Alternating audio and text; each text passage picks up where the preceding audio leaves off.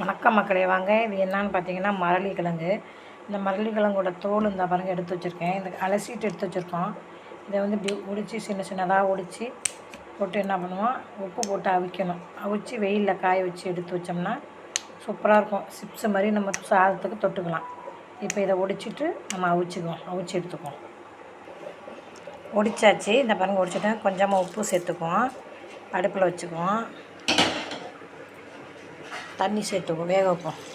அந்த காலத்துல எல்லாம் பிள்ளைங்களுக்கு சிப்ஸு கிடைக்காது. அதனால் இந்த மாதிரி மரவள்ளிக்கிழங்கோட தோலை வேக வச்சு தான் பிள்ளைங்களுக்கு காய வச்சு சிப்ஸுன்னு வறுத்து கொடுப்பாங்க. இந்த மரவள்ளிக்கிழங்கு தோலை கூட வேஸ்ட் பண்ண மாட்டாங்க பாருங்கள்.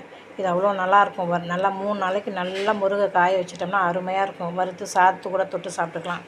அருமையானது. இதே மரவள்ளிக்கிழங்கு தோலை கூட வேஸ்ட்டு பண்ணாமல் நம்மளே செஞ்சு சாப்பிட்லாம். பாருங்கள், இப்போ வேகட்டும். வெந்தோன்னா நம்ம வடித்து காய வைக்க வேண்டியதுதான். வெந்துருச்சு பாருங்கள். இந்த நேரத்தில் நம்ம வடிகட்டி எடுத்துட வேண்டியதான். வடிகட்டி காய போட வேண்டியதுதான்.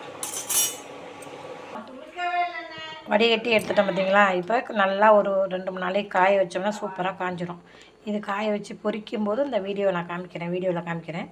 இந்த வீடியோ பிடிச்சிருந்தா லைக் பண்ணுங்கள், மறக்காமல் சப்ஸ்கிரைப் பண்ணுங்கள் எல்லோரும்.